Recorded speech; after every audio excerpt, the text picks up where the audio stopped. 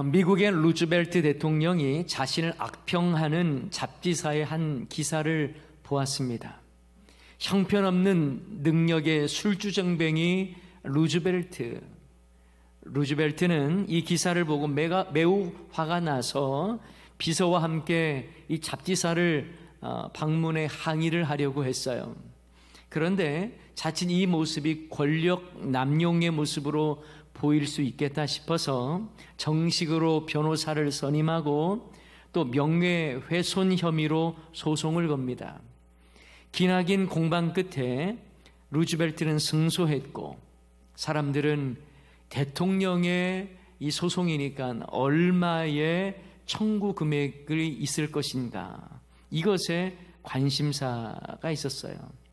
그런데 그 비용을 고작 $1로 제시했다고 합니다.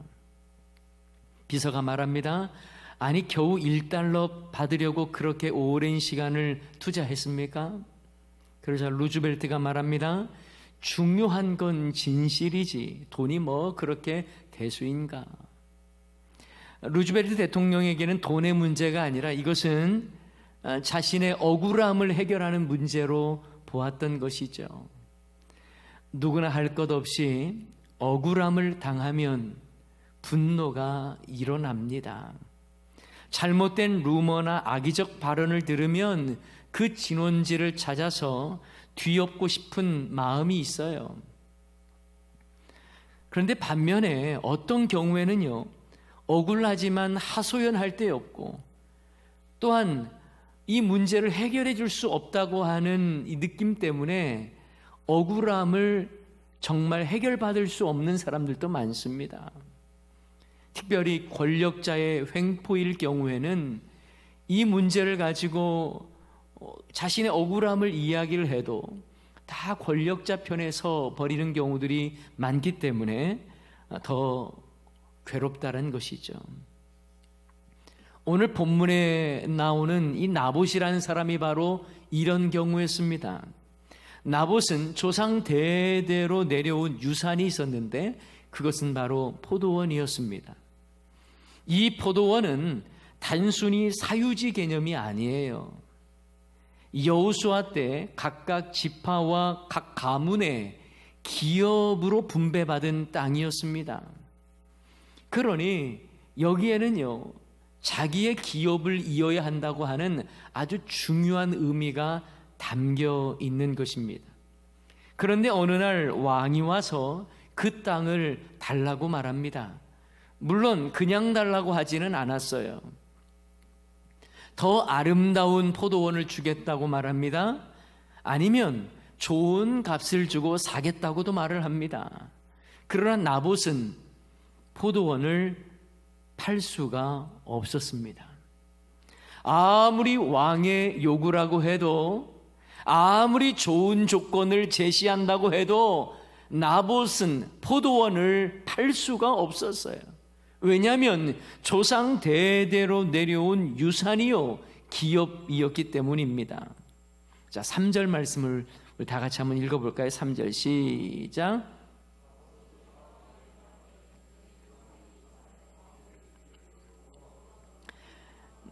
네, 나봇이 이렇게 말합니다. 왕에게 내 조상의 유산을 왕에게 주기를 여호와께서 금하실 겁니다. 나봇은 하나님의 말씀과 규례를 지켜야만 했기 때문에 땅을 팔 수가 없었던 것입니다. 막강한 아합 왕의 권력 앞에서도 하나님을 더 두려워했기 때문에 하나님 말씀을 지키기 위해서 왕의 요청을 거절했던 거예요. 물론 세상적으로 보면 나봇의 이런 행위가 어리석게 보일 수도 있습니다. 아니, 기업을 지키는 게 뭐가 그렇게 대수인가? 오히려 왕의 눈에 들어서 훗날에 더 영화로운 것을 얻을 수도 있지 않은가? 나봇 너무 융통성이 없는 것 아닌가? 이렇게 생각할지는 모르겠어요. 그러나 여러분, 나봇은 아무리 왕의 요청이라고 해도 기업을 지키는 이것은 하나님이 정하신 규례이기 때문에 그걸 위배하고 싶지 않았던 거예요. 물론 아합 왕도요, 토지 매매를 금하는 규례를 모를 리가 없습니다. 그래서 강제로 밀어붙이지를 못했던 거예요. 여기서 우리는요, 이스라엘 이 땅의 규례에, 땅에 대한 규례를 좀 알 필요가 있습니다. 이스라엘의 땅은 임시로 팔 수는 있어도 영구히 팔 수는 없습니다. 사정상 임대를 내어줄 수는 있어도 매매는 불가합니다. 그러나 아합 왕이 나봇에게 땅을 요구하는 것은 임대를 말하는 게 아니에요. 그냥 왕의 것으로 삼겠다라는 것입니다. 성경학자들은요, 아합 왕이 아람 군대를 크게 두 차례를 승리하거든요. 그래서 자신의 업적과 위엄을 높이려고 성을 더 크게 확장하려는 데 목적이 있다고 봅니다. 그러기 위해서는 왕궁 근처에 있던 이 나봇의 포도원이 꼭 필요했던 것이죠. 그러나 왕의 이러한 탐욕은 하나님의 규례를 어기는 것이었습니다. 레위기 25장 23절 말씀에 보면요, 토지를 영구히 팔지 말 것은 토지는 다 내 것임이니라. 너희는 거류민이요 동거하는 자로서 나와 함께 있느니라. 하나님께서 이렇게 말씀하셨어요. 토지는 다 내 것이다. 팔지 말아라. 민수기 말씀에도 보면요, 하나님은 모든 자손에게 조상 지파의 기업을 지켜야 한다라는 것을 가르쳐 줍니다. 민수기 36장 7절, 그리하며 이스라엘 자손의 기업이 이 지파에서 저 지파로 옮기지 않고 이스라엘 자손이 다 각기 조상 지파의 기업을 지킬 것이니라 하셨나니. 여러분, 이스라엘의 땅의 규례는요, 지금 이 시대와 다릅니다. 지금 이 시대야 땅을 사고 하는 것 제약이 없죠. 하지만 당시에는요, 각각 지파마다 땅의 분배를 하나님께서 허락해 주셨고, 또 그 지파의 땅의 기업을 지키라고 말씀을 하셨거든요. 그러니 함부로 땅을 팔 수 있는 게 아니었습니다. 그리고 이스라엘 사람들은요, 생존의 어려움이 있을 때에 땅을 파는 경우도 있긴 있었습니다. 그런데 희년이 되면 다시 원래의 소유주에게 땅을 돌려줘야만 했어요. 이걸 희년제도라고 하거든요.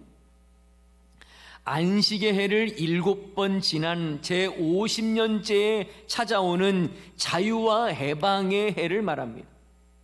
자, 그런데 왕궁으로 들어간 땅은요, 희년이 되었다고 해서 돌려받을 수가 없는 거예요. 자, 이런 점에서 나봇이요, 조건이 안 맞아서 왕의 요청을 거절한 것이 아닙니다. 하나님이 정하신 규례를 어길 수가 없었기 때문에 왕의 이 요청을 거절한 거예요. 조금 다시 말씀드리면, 신앙을 지키기 위해서 대대로 내려왔던 이 기업, 성경에서 이 기업을 지키라고 말씀하셨던 그 말씀을 지키기 위해서 왕의 요청을 거절한 것입니다. 자, 그런데 문제는 땅의 소유주로 되어 있는 이 나봇, 그런데 나봇이 하나님의 규례를 어기기를 원치 않았기 때문에 안 팔겠다 했잖아요. 그리고 이것은 하나님의 규례에도 맞지 않다는 걸 아합 왕도 알았습니다. 그러면 그걸 인정하고 수용하면 돼요. 그런데 이 아합 왕은 이 탐욕을 내려놓지 못한 채 이 일로 마음이 상해서 왕궁에 들어가서 식사도 하지 않습니다. 아합 왕의 이런 모습을 보면 여러분 어떤 생각이 듭니까? 완전 어린 애 같지 않습니까? 아이들을 키우면서 느낄 수 있는 거지만요, 어린 아이들의 특징은 뭐예요? 이 철부지 애들은요, 자기 뜻대로 안 되면 짜증내고 자기 방에 들어가서 입을 뒤집어 쓰고 밥도 안 먹고 막 그러지 않습니까? 지금 아합 왕이 이러고 있는 거예요.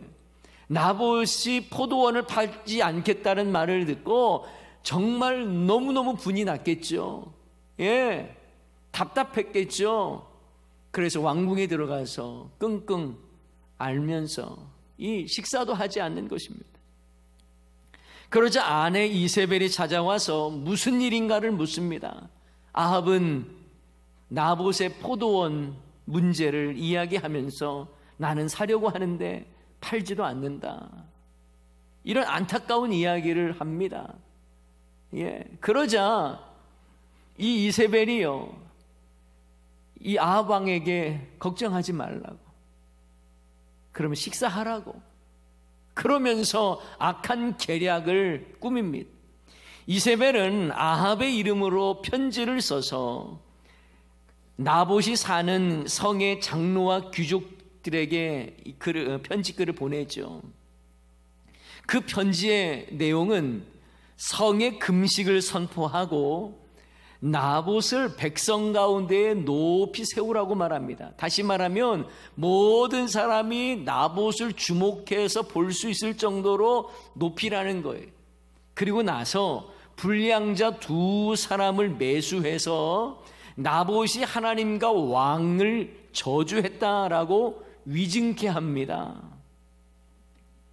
결국 나봇에 사는 성의 장로와 귀족들은 왕의 이 명령대로, 이세벨의 계략대로 악행을 저지릅니다.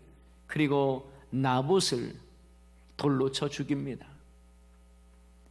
나봇이 죽었다는 소식을 전해 들은 이세벨은 곧바로 아합에게 나봇의 포도원을 마음껏 취하라고 말합니다. 왕이라면 백성들의 안전과 재산을 지켜줘야 할 사람이 오히려 연약한 백성의 재물을 착취하고 무고한 백성의 생명을 죽이는 아주 악한 모습을 보입니다. 그러자 하나님은 이 악한 아합 왕에게 엘리야를 보내서 하나님의 심판을 선언합니다. 그 내용이 이제 뒤에 계속 나옵니다. 그런데 여러분, 오늘 본문에는 나와 있지는 않지만요, 이 악한 무리들이 나봇만 죽인 게 아니에요. 나봇의 아들들도 다 죽였습니다.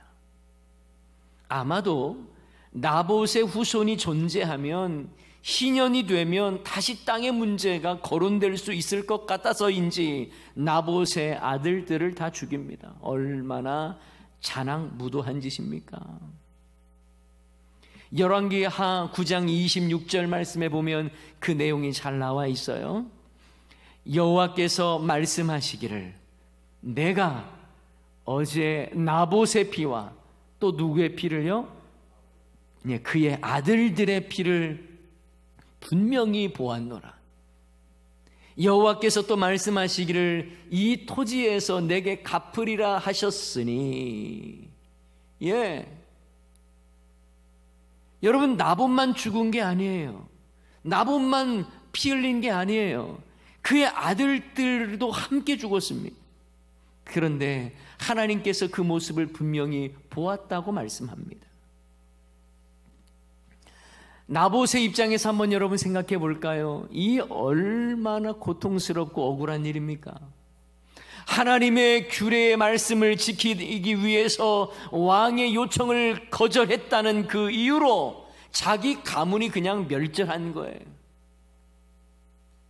나봇은 왕의 요청 거절했다고 죽임 당할 수 있습니다. 그런데 이 음모 속에 자식들까지 다 죽어야만 했다라는 건 이 얼마나 원통한 일입니까? 믿음을 지킨 아버지로 인해 자식들까지 피를 흘리며 죽어야 했다는 건 이 얼마나 가슴 아픈 일입니까? 여러분, 세상에도 이런 억울한 일들이 얼마나 많습니까? 강한 자의 음모와 계략에 선한 사람들이 피해를 봅니다. 악한 자들의 술수와 속이는 말로 선량한 사람들이 모함을 받고 사기를 당하기도 하죠. 그러나 여러분 꼭 기억하십시오. 누가 보신다고요? 하나님이 보신다는 거예요. 누가 알고 계셔요? 하나님이 알고 계세요. 그럼 누가 심판하십니까? 하나님이 심판하세요. 전도서 12장 14절 말씀 볼까요? 하나님은 모든 행위와 모든 은밀한 일을 선악간에 심판하시리라. 아멘. 하나님께서 심판하시는 거예요. 백성의 재산과 생명을 보호해줘야 할 왕이 오히려 백성의 포도원을 빼앗고 생명을 뺏어갔습니다. 이세벨은 자신의 계획대로 다 됐다고 생각했는지 모르겠어요. 그러나 하나님은 그 모습을 다 보았고 너희들을 내가 심판하겠다고 엘리야를 보내서 말씀합니다. 탐욕과 교만에서 시작되었던 이 죄, 그런데 이 죄가 살인 교사의 죄까지 확대되어지고 그것을 이루기 위해서 온갖 음모와 술수 그리고 불량자들을 세워서 위증까지 하게 하지 않았습니까? 하나님은 이 나봇의 억울함을 보셨어요. 그리고 아합 집안의 심판을 엘리야를 통해서 선언하게 합니다. 여러분, 나봇과 그 아들들이 억울하게 돌에 맞아 비참하게 죽어갈 때에 과연 하나님은 어디 계신지, 하나님은 왜 이렇게 무기력하게 침묵하고 계신지 그렇게 생각할 수도 있어요. 그러나 그 모습을 하나님은 보고 계셨어요. 외면치 않았습니다. 그래서 여러분, 우리는요 오늘을 살아갈 때에도 하나님의 눈을 의식하며 살아야 합니다. 하나님 무서운 줄 모르고 악한 술수와 거짓말로 속이는 삶을 살아서는 안 되는 거예요. 우리는 오늘도 하나님이 나를 지켜보고 계신다, 오늘도 나는 하나님 앞에 서 있다라고 하는 이 고람대오 정신으로 살아가야 할 줄을 믿습니다. 나의 언행심사가 악해도 오늘 별탈 없이 무사히 지나갔다고 다행이라고 생각하면 안 돼요. 하나님이 보고 계세요. 하나님이 듣고 계세요. 하나님께서 알고 계세요. 그러니 우리는요 늘 하나님을 의식하며 두렵고 떨리는 마음으로 살아야 합니다. 하나님은 지금도 우리의 언행심사를 들으시고 우리의 언행심사를 보고 계십니다. 잠언 15장 3절 말씀 다 같이 한번 읽어볼까요? 여호와의 눈은 어디서든지 악인과 선인을 감찰하시느니라. 아멘. 하나님이 보고 계신다는 겁니다. 저는 오늘 본문을 보면서 아주 비슷한 또 하나의 사건이 떠올랐어요. 바로 다윗이 밧세바의 남편 우리아를 죽인 사건입니다. 물론 직접 죽이진 않았지만 살인 교사를 했어요. 다윗은 밧세바의 간음 사건을 은밀하게 해결하고 무마시키기 위해서 우리아를 죽입니다. 나봇의 포도원을 탐했던 아합처럼 다윗은 성적 탐욕으로 밧세바를 탐했고 완전 범죄를 이루고자 밧세바의 남편 우리아를 살인 교사합니다. 전쟁 가운데 있는 요압 장군에게 서신을 보내요. 맹렬한 싸움에 우리아를 최전방에 싸우게 한 뒤에 너희들은 빠져나오라고 살인 교사를 해요. 결국 우리아는 적진 가운데에서 죽습니다. 모든 것이 다 다윗의 계획대로 된 것 같아요. 그러나 하나님은 그 과정을 보셨습니다.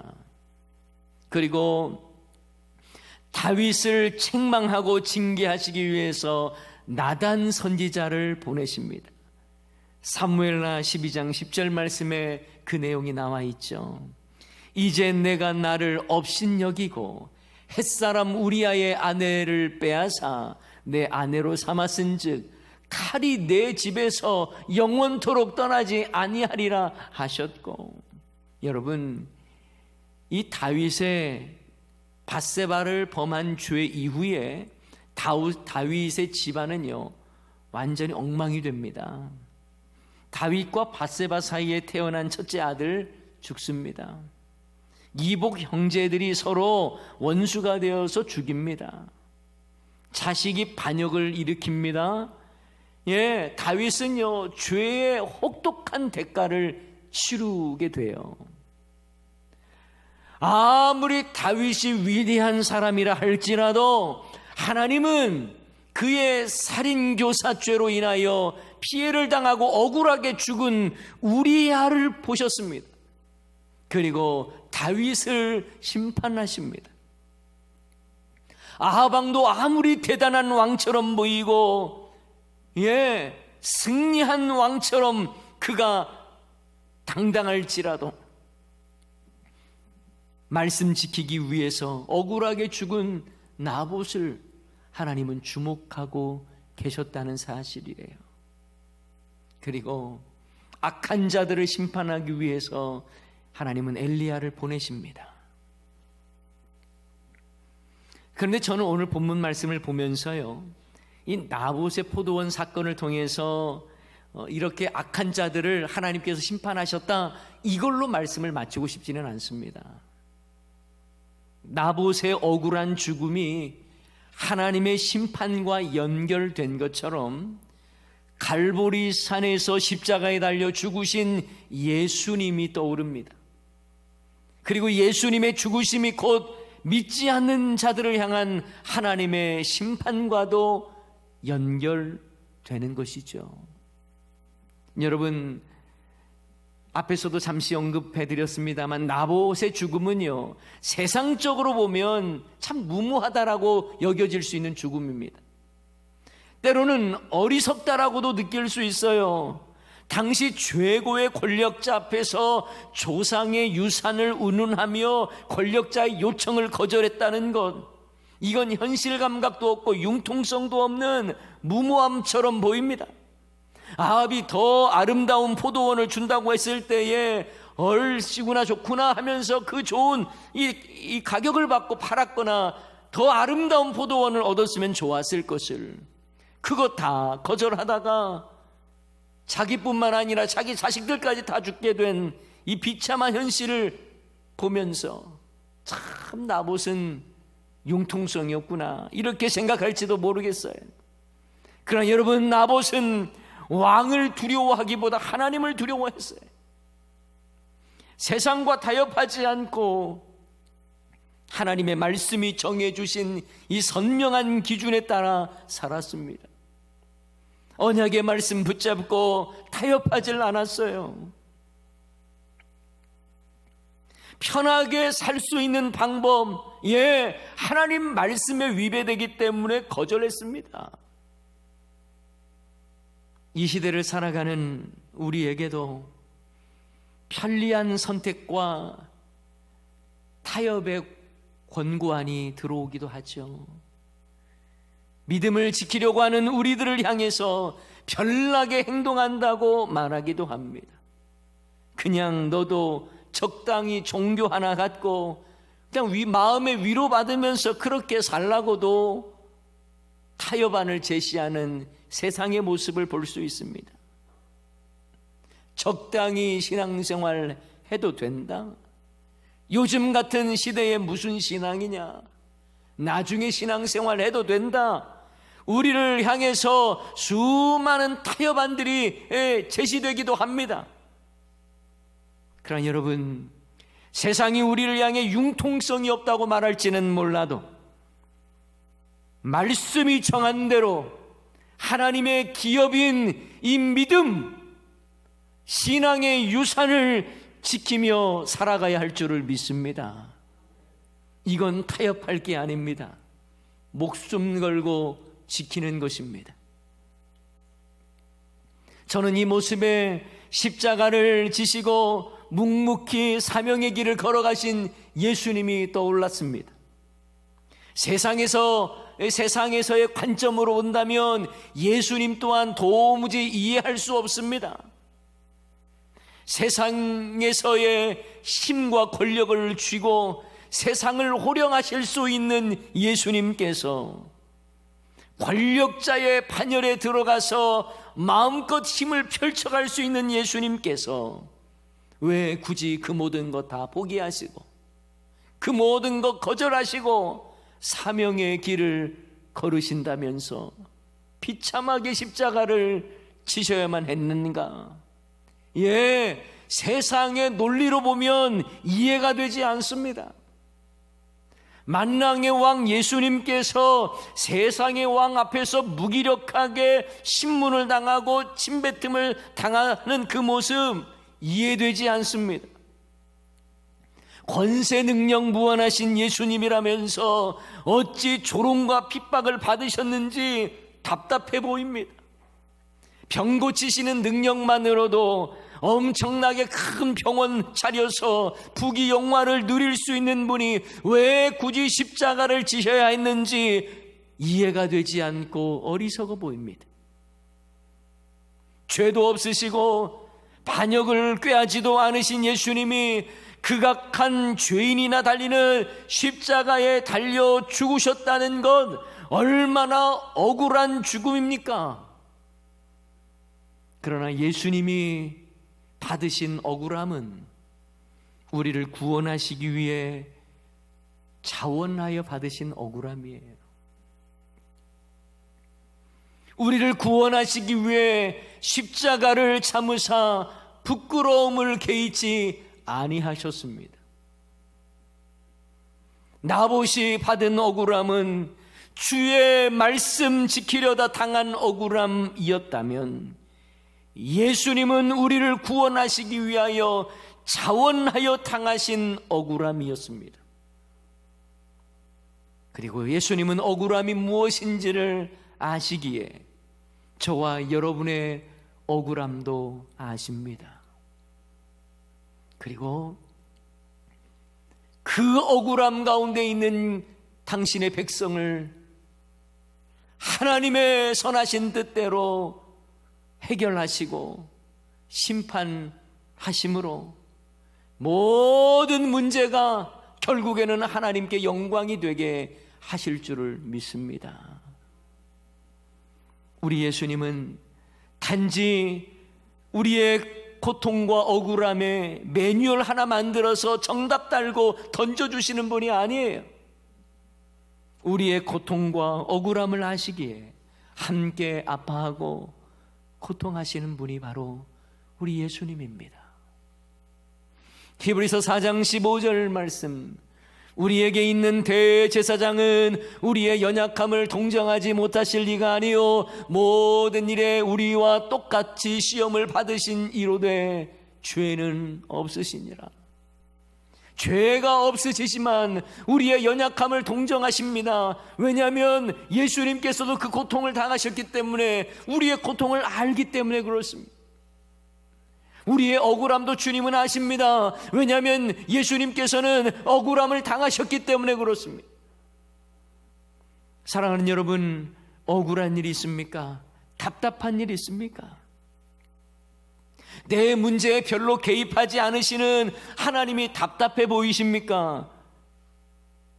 그런데 여러분, 이 억울함, 답답함을 자원하여 당하신 분이 계셔요. 그분이 바로 예수님입니다. 우리를 구원하시기 위해서 당하셨습니다. 그리고 예수님은 그 억울한 고통과 아픔을 몸소 당하셨기 때문에 우리를 긍휼히 여기시는 거예요. 우리의 연약함과 억울함과 고통까지도 아시기 때문에 함께 아파하십니다. 그리고 결국 선악간에 심판하실 것입니다. 예수님도 십자가에 달리실 때의 고통의 이 외침, 그때 하나님은 침묵하셨어요. 힘이 없으셨기 때문이 아니라 우리를 구원하셔야 했기 때문에 사랑하는 아들의 죽으심을 그저 무기력하게 바라만 보셔야 했습니다. 그러나 예수님을 통해서 구원을 완성하셨고 더불어 심판의 이유도 분명하게 완성하셨습니다. 요한복음 3장 36절 말씀, 아들을 믿는 자에게는 영생이 있고 아들에게 순종하지 아니하는 자는 영생을 보지 못하고 도리어 하나님의 진노가 그 위에 머물러 있느니라. 사랑하는 여러분, 나봇은 포도원은 뺏겼지만 신앙은 뺏기지 않았습니다. 왕을 두려워하기보다 만왕의 왕 되신 하나님을 두려워했습니다. 그러다 보니 억울한 일을 당하고 비참한 고통을 당하고 죽임을 당했습니다. 하지만 하나님이 보고 계셨어요. 그리고 하나님이 그의 억울함을 아셨기 때문에 선악간에 심판하십니다. 하나님은 여러분의 억울함을 아십니다. 왜냐하면 당신의 아들 예수님이 자원남으로 억울함, 그 비참함의 십자가를 지셨기 때문입니다. 우리에게 억울한 일이 있어도, 답답한 일이 있어도 예수님의 십자가를 바라보시기를 축원합니다. 힘들어도 눈물 나고 억울해도 세상과 타협하지 말고 굳세게 신앙을 지키시기를 바랍니다. 그러면 하나님이 보셨고 하나님이 아시기 때문에 선악간에 심판하실 것입니다. 모든 것 주님께 맡기고 우리의 억울한 감정, 우리의 이 답답한 심정까지도 주님께 맡기면서 예수님의 십자가 바라보는 저와 여러분 다 되시기를 주님의 이름으로 간절히 축원합니다.